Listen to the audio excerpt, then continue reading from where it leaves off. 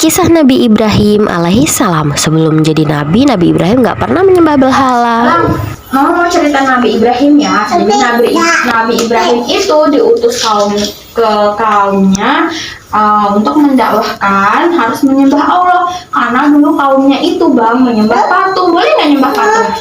Gak boleh kan? Nah, terus kaumnya itu marah karena patung-patungnya dibunuhin sama Nabi Ibrahim. Nabi Ibrahim mau dibakar bang. Di atas kayu-kayu ditumpuk, terus apinya dinyalain. Nabi Ibrahim dilempar dari gedung yang tinggi. Api itu panas. Tapi Allah menyelamatkan Nabi Ibrahim dengan memerintahkan api jadi dingin. Nak, sekarang kita main ya. Mama taruh di sini. Bang, Mama taruh api di sini. Bang, warnain warna merah. Taruh dulu itunya. Api itu kan warnanya merah. Warnain warna merah. Warnain warna merah. Warna merah. Apinya kelihatan gambar apinya. Apinya warna merah ya bang ya. Anakku antusias banget main ini. Terus sambil aku jelasin kalau mukjizat api menjadi dingin itu hanya dimiliki oleh seorang nabi, nggak dimiliki oleh manusia biasa seperti kita.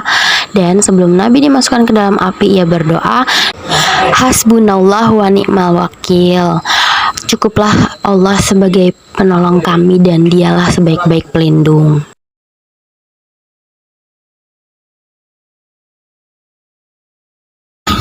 Padamin apinya bang. Padamin apinya. Kok ininya nggak kenceng kayak gini bang? Kok kayak gini dia lebar? Tuh. Padamin apinya bang. Yang kenceng. Padam. Apinya padam. Api yang panas udah nggak merah lagi. Dia jadi dingin. Nabi Ibrahim selamat. Masya Allah, seru sekali Ramadan kali ini bisa berkisah dan bermain bersama Ananda yang difasilitasi Gerowong Uma Sigma Daya Insani. Selamat membersamai Ananda ya Bunda. Kisah Nabi Lut alaihi salam. Di sini belajar fitrah laki-laki dan perempuan serta perbedaan auratnya. Ini ada perempuan, ini ada laki-laki ya bang ya. Nah, dia cuma pakai celana bang. Kan auratnya laki-laki dari mana bang? Dari pusar harus ditutup sampai lutut. Nah, bajunya perempuan sama laki-laki yang mana ya? Gimana yang baju perempuan? Pakein baju laki. Mana yang baju laki-laki? Oke, dia belum nutup aurat. Nah, dia harus nutup aurat. Nabi Lut alaihi salam adalah keponakan dan pengikut Nabi Ibrahim alaihi salam. Semenjak peristiwa penghancuran berhala, beliau ikut berhijrah bersama Nabi Ibrahim alaihi salam. Atas perintah dan izin Nabi Ibrahim alaihi salam, Nabi Lut pergi meninggalkan negeri pamannya dan singgah di sebuah kota bernama Sodom. Kaum Sodom banyak melakukan perbuatan syirik dan keji, yaitu menyalahi fitrah. Nabi Lut terus berdakwah meski ditolak dan sering dihina. Suatu hari, Nabi Lut alaihissalam kedatangan beberapa tamu berwajah tampan. Beliau pun cemas mengingat perilaku kaumnya yang tidak baik dan menyembunyikan tamu tersebut dari kaumnya yang berniat bermalam di rumah Nabi Lut alaihissalam. Namun istri Nabi Lut memberitahu kepada kaum Sodom sehingga kaum Sodom memaksa untuk masuk ke rumah Nabi Lut alaihissalam. Hingga akhirnya tamu tersebut memberitahu bahwa mereka adalah malaikat Allah yang datang untuk memberi peringatan kepada Nabi Lut dan pengikutnya agar berhijrah dari kota Sodom. Nabi Lut alaihissalam bersama putri-putrinya dan pengikutnya segera berhijrah dari kota Sodom. Tidak lama kota Sodom mendapat azab. Tanah Sodom terangkat, terjadi gempa bumi, dihujani pula batu-batu besar dan panas. Kehancuran kaum Sodom adalah bukti kekuasaan Allah. Allah memberi azab kepada siapapun yang ia inginkan dan menyelamatkan siapa saja yang dia rahmati. Kisah Nabi Ismail alaihi salam. Awal kisah, saat Nabi Ismail masih bayi, ayahnya yaitu Nabi Ibrahim alaihissalam menerima perintah dari Allah Subhanahu wa taala untuk pergi ke sebuah tempat bersama istrinya Hajar dan Nabi Ismail yang masih bayi. Lalu keduanya ditempatkan di dekat Baitullah, dekat sebuah pohon yang besar. Saat itu Mekah belum ada penghuninya dan tidak ada air di sana. Nabi Ibrahim menempatkan Siti Hajar dan Ismail dengan membekali ransel berisi kurma dan gerabah air. Setelah itu Nabi Ibrahim bergegas pergi. Hajar pun bertanya, kemanakah Nabi Ibrahim akan pergi? Namun beliau tidak menjawab. Hingga Siti Hajar bertanya kembali, Allahkah yang menyuruhmu untuk melakukan ini? Iya, jawab Nabi Ibrahim. Hajar pun tenang, kalau begitu Allah tidak akan menelantarkan kami, katanya. Nabi Ibrahim pun pergi meninggalkan keduanya. Siti Hajar dan Ismail tidak lagi dapat melihat Nabi Ibrahim. Lalu Nabi Ibrahim mengangkat kedua tangannya seraya berdoa, Ya Rob kami, sesungguhnya aku telah menempatkan keturunan kami di lembah yang tidak mempunyai tanam-tanaman di dekat rumah Engkau di Baitullah yang dirahmati. Ya Rob kami yang demikian itu agar mereka mendirikan sholat, maka jadikanlah hati sebagian manusia cenderung kepada mereka dan berikanlah kepada mereka buah-buahan. Mudah-mudahan mereka bersyukur. Quran Surat Ibrahim ayat 38. Saat bekal air habis, Siti Hajar tidak tega melihat Ismail kehausan. Ia pun mencari sumber air ke bukit terdekat, yaitu Syafa. Saat sampai di puncak, ia tidak melihat siapapun. Ia pun berlari ke bukit Marwah. 7 kali bolak-balik, sumber air malah muncul di bawah telapak kaki Nabi Ismail yang saat ini menjadi sumur Zamzam. Bertahun-tahun hingga Nabi Ismail cukup umur, Nabi Ibrahim mendapat wahyu kembali untuk menyembelih putranya. Peristiwa ini menjadi ujian bagi keduanya. Nabi Ibrahim mengutarakan perintah Allah tersebut dengan penuh kelembutan dan keikhlasan. Nabi Ismail pun menjawab dengan penuh kesabaran dan keikhlasan, tertera dalam Quran Surat Asy-Syafa'at ayat 102. Ketika Ibrahim akan menyembelih Ismail, Allah Subhanahu wa Ta'ala menembus Ismail dengan seekor kambing. Sejak peristiwa ini, kita memperingatinya dengan Hari Raya Idul Adha. Yang boleh untuk kurban, abang kasih tanda kayak gini. Ini boleh nggak? Boleh. Ini boleh nggak? Kucing boleh kurban nggak? Disilang. X. Bisa kayak gini, set gitu. Set, silang. Set, masya Allah. Kalau kerbau boleh nggak? Boleh, tandanya kayak gini, ting ting gitu. V kayak gini. Oke, unta boleh nggak? Boleh, tandanya V. Ting ting. Gini sayang. Kalau itu gini sayang, gini. Ting ting gitu. Kalau gajah boleh nggak buat kurban? Berarti tandanya X. Oke, abang sudah mengenal hewan-hewan kurban. Terus abang juga udah menghitung hewannya. Yeay. Oh gitu, abang happy? Iya. Kisah Nabi Ishak alaihi salam. Kelahiran Nabi Ishak alaihi salam adalah sebuah bukti kuasa Allah Ta'ala. Nabi Ishak alaihi salam adalah anak dari Nabi Ibrahim alaihi salam dengan istrinya Sarah yang sehingga usia tua belum memiliki anak.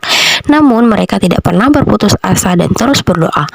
Suatu hari Nabi Ibrahim dan istrinya Sarah kedatangan tamu istimewa. Tamu tersebut adalah malaikat yang ingin menyampaikan kabar gembira kepada Sarah. Sarah berkata, sungguh ajaib, mungkinkah aku akan melahirkan anak padahal aku sudah tua dan suamiku itu sudah sangat tua. Quran Surat Hud ayat 72. Ibrahim alaihissalam pun kagum dengan berita tersebut. Ibrahim berkata, benarkah kamu memberi kabar gembira kepadaku padahal usiaku telah lanjut? Lalu dengan cara bagaimana kamu memberi kabar gembira tersebut? Mereka menjawab, kami menyampaikan kabar gembira kepadamu dengan benar, maka janganlah kamu termasuk orang yang berputus asa. Quran Surat Al-Hijr ayat 54 dan 55. Para malaikat menegaskan berita gembira yang disampaikan, kelahiran seorang anak laki-laki yang akan menjadi orang yang pandai, Ishak. Quran Surat Al-Hijr ayat 53. Begitulah Allah Subhanahu wa Ta'ala memberikan kebahagiaan terhadap kesabaran Sarah dan Ibrahim dalam menantikan keturunan. Abang asyik menempel biji kacang panjang pada huruf IS, hari, A, dan Ki. Kok lengket? Apaan nih? Ya kom dicium sinak. Sensory play.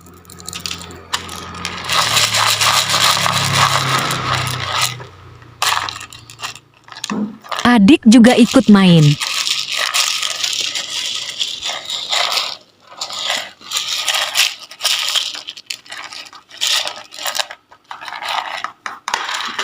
Selamat mencoba. Ide main ini. Selamat bermain. Dari Nabi Ishak akan lahir seorang nabi bernama Yakub yang akan dianugerahi keturunan 12 orang. Kisah Nabi Yakub alaihi salam. Nabi Yakub merupakan anak Nabi Ishak alaihissalam dan Rifka. Bertahun-tahun mereka belum memiliki anak. Nabi Ishak mengingat kisahnya. Ia merupakan putra dambaan dari Nabi Ibrahim dan istrinya Sarah yang juga lama baru diberkahi anak. Lalu Nabi Ishak dan Rifka bersabar dan berdoa. Allah pun mengaruniai anak kembar yaitu Ais dan Nabi Yakub alaihissalam. Nabi Ishak lebih menyayangi Ais, sedangkan istrinya Rifka lebih menyayangi Nabi Yakub. Suatu hari Nabi Ishak yang sudah buram pandangannya meminta Ais menghidangkan makanan. dan akan mendoakan keberkahan untuknya. Rifka yang mendengar hal tersebut menyuruh Yakub untuk berburu juga. Yakub lebih dulu menghidangkan makanan kepada Nabi Ishak, lalu mendoakan keberkahan untuknya. Kemudian Ais pun datang dan menghidangkan makanan. Nabi Ishak pun bertanya, "Siapa kamu? Soalnya sebelumnya sudah ada yang memberikan hidangan kepadaku." Mengetahui hal tersebut, Ais pun marah. Rifka yang khawatir terjadi sesuatu kepada Nabi Yakub atas kemarahan Ais menyuruhnya untuk pergi ke negeri Haran ke tempat pamannya tinggal. Ia tinggal di sana dan mengembala kambing sebagai mahar untuk menikahi anak pamannya, yaitu Rahil. Setelah 7 tahun mengembala, dinikahkanlah ia dengan Laya kakaknya, bukan dengan Rahil, karena tradisi di sana menikahkan perempuan yang lebih tua dahulu. Kemudian Nabi Yakub diminta untuk mengembala kembali selama 7 tahun, barulah dinikahkan dengan anak pamannya, yaitu Rahil. Rahil sulit untuk memiliki anak juga. Dia cemburu karena Nabi Yakub sudah mempunyai anak lebih dahulu dari Laya. Lalu Rahil menyerahkan budaknya bernama Balha dan memiliki 1 keturunan, dan memberikan lagi budaknya bernama Zulfa untuk dinikahi dan mendapatkan 2 keturunan. Sedangkan keturunan dari kakaknya Laya dan Nabi Yakub yaitu 7 orang. Kemudian Allah pun mengaruniai Rahil dan Nabi Yakub seorang anak tampan bernama Yusuf. Inilah awal mula keturunan Bani Israel. Fakta dalam kisah Nabi Yakub, dalam perjalanan menuju Haran, ia sempat beristirahat dan tertidur, lalu bermimpi. Dalam mimpinya, ia melihat anak tangga yang perlahan muncul dan menghubungkan langit dan bumi. Tangga tersebut bersinar menyilaukan. Para malaikat naik dan turun melalui tangga itu. Rob Tabaraka wa Ta'ala berbicara kepadanya. Ia berfirman, "Sungguh aku memberkahimu, memperbanyak keturunanmu, dan aku jadikan bumi ini untukmu dan keturunanmu sepeninggalmu nanti."